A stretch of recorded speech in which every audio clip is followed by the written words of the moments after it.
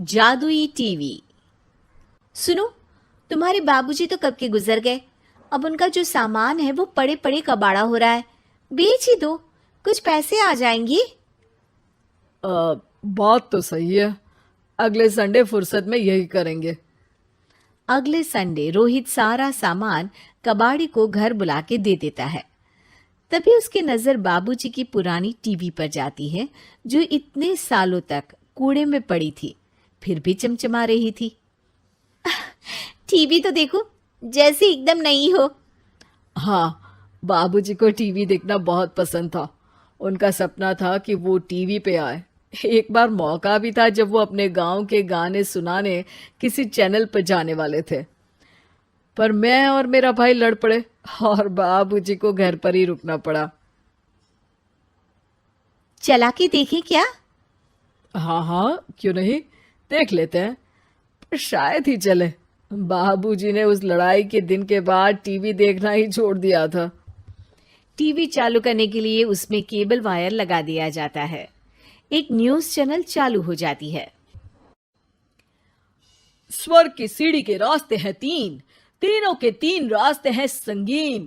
पहला रास्ता है सांप की बीन, दूसरा रास्ता घर में बिछा कालीन, तीसरा रास्ता कलकत्ता से चीन। ये क्या बकवास खबर है, कुछ अच्छा लगा दो। अरे आप बोलो तो सही, कोई अच्छी खबर सुना देता हूं। मेरा तो काम ही खबर देना है। अरे बाप रे, टीवी बात कर रही है। हाँ, ये न्यूज वाला मुझसे। हाँ हाँ, आपसे ही तो बात करूंगा ना, आपके घर में हूं तो। अरे, ये सपना है क्या? तुम हमसे बात नहीं कर सकते? अरे सपना नहीं भाई साहब, ये टीवी जादुई टीवी है। बोलो, क्या खबर सुननी है, वरना ब्रेक लेने का टाइम आ जाएगा। सुप्रिया घबरा के टीवी बंद कर देती है। वो क्या था? अरे एक बार और चालू करके देखे, फिर से बात करेगा तो चैनल बदल देंगे। सुप्रिया फिर टीवी चालू कर देती है। अरे ऐसा कोई मुंह पे टीवी बंद करके जाता है क्या? मुझे बुरा लगा आपका नेचर। चाय पानी तो पूछो। सुप्रिया टीवी के बटन से चैनल बदल देती है। अब टीवी पर एक फिल्म चल रही है। अरे ये तो सूर्यवंशम है ना? हाँ, और ये ठाकुर को जहर की खीर दे दी और उसको पता भी नहीं है। ए भाई, खीर मत पीना, उसमें जहर है, मत पीना। ठीक है महाशय, जैसा आप कहें। हाँ। अरे, आपकी बात मान ली, पूरी पिक्चर ही अब तो बदल जाएगी। मतलब ये सच में जादुई टीवी है? तभी वहां कबाड़ी आ जाता है। भैया, टीवी के 150 रुपए दूंगा, चलेगा? अरे 1.5 करोड़ में भी ना दे तुमको ये टीवी हम। अरे 1.5 करोड़ खरीदने को होते तो तुम्हारे घर में ये पानी चाय नहीं पीता, अंबानी या टाटा के घर बैठा कोल्ड कॉफी पीता। रोहित कबाड़ी का हिसाब करके उसे वहां से चलता करता है और अपने भाई शशिकांत को फोन लगा के बुलाता है। शशि थोड़ी ही देर में वहां पहुंच जाता है। क्या हो गया भैया? अरे बाबूजी का टीवी याद है? हाँ हाँ, जिसमें घुसे रहते थे हमेशा वो, और अपने को कुछ नहीं देखने देते थे। अरे वो अब जादुई टीवी बन गया है। भैया, आपकी बकवास करने की आदत अब तक नहीं गई। अरे आपके घर में बच्चे हैं, अब तो बड़ों जैसी बात करो। रोहित जाके टीवी चालू कर देता है। टीवी पर एक जादू का शो हो रहा है जिसमें एक जादूगर है। अब मैं अपनी टोपी में से कबूतर निकालूंगा। श्रिंग ब्रिंग शरिंग बम फोपा फुफी फुफा पाउ। टीवी से कबूतर निकलता है और शशिकांत के सर पर आकर बैठ जाता है। भैया, ये क्या हो रहा है? भैया इसे उड़ाओ। ए कबूतर, जा जा, कबूतर चल निकल। अब मैं टोपी में से सांप सुनते ही शशिकांत कांप जाता है और भाग के टीवी बंद कर देता है। भैया, सॉरी भैया, मैं समझ गया ये सच में जादुई टीवी है, पर एक बार और ट्राई करते हैं। पर भाभी, कोई दूसरा चैनल लगाओ। हाँ, जिसमें डर ना लगे। सुप्रिया टीवी चला देती है और न्यूज लगा देती है।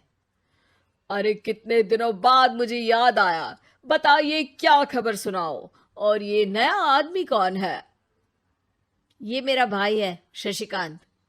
ओह यस, वही है ना जिससे तुम लड़ लिए थे किसी बात पे, और तुम्हारे बुढ़ाओ पिताजी गुस्सा हो गए थे और टीवी को संन्यास दे दिया था। हैं? तुमको कैसे पता ये सब? इस टीवी में रहने वाले आदमी से लेकर कबूतर तक को तुम्हारे बाबूजी और तुम्हारी बातें पता है, इसलिए तो ये जादुई टीवी है। ये टीवी क्या कर सकती है वैसे? तुम जो मांगो दे सकती है, कहानी बदल सकते हो, खबर बदल सकते हो, कोई चीज मांग सकते हो। अरे भैया, ये टीवी मैं लेके जा रहा हूँ। बाबूजी का लाडला तो मैं ही था ना। अरे ऐसे कैसे? मैं बड़ा बेटा था, अब तक मेरे घर में टीवी थी ना। अब तक कहाँ गए थे पिताजी के लाडले? तुम्हारी गलती का एहसास भी है। अरे भैया ज्यादा ना बोलो वरना भूल गए, आपके दांत तोड़ दिए थे मैंने उस लड़ाई में। मेरी बीवी के सामने मेरी बेइज्जती करता है। रुक, दोनों भाई हाथापाई पे उतर जाते हैं। रुक, बताता हूं तुझे कि कौन बड़ा है। अरे छोटे का दम तो देख लीजिए आप। ये खबर आपके बाबूजी को देता हूं। तभी टीवी अचानक बंद हो जाता है। अरे शायद टीवी नाराज हो गया। और लड़ लो, आए बड़े खली बनने। टीवी से एक तेज रोशनी निकलती है और टीवी में बाबूजी दिखाई देते हैं। बापूजी आप? इतना चकरा क्यों रहा है? अपने बाप को नहीं पहचानता क्या? ये तो ऐसा ही है बाबूजी। प्रणाम बाबूजी। अरे चुप कर, तुम दोनों ही उल्टे हो। तुम्हारी वजह से मैंने टीवी में आने के सपने को छोड़ दिया, तुम्हारी लड़ाई की वजह से।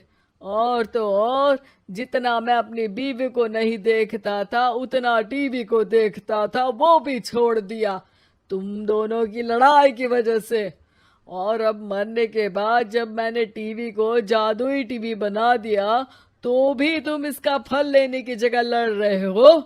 अरे तुम तो लायक ही नहीं हो, अब तुमको बाबा जी का ठुल्लू भी नहीं मिलेगा।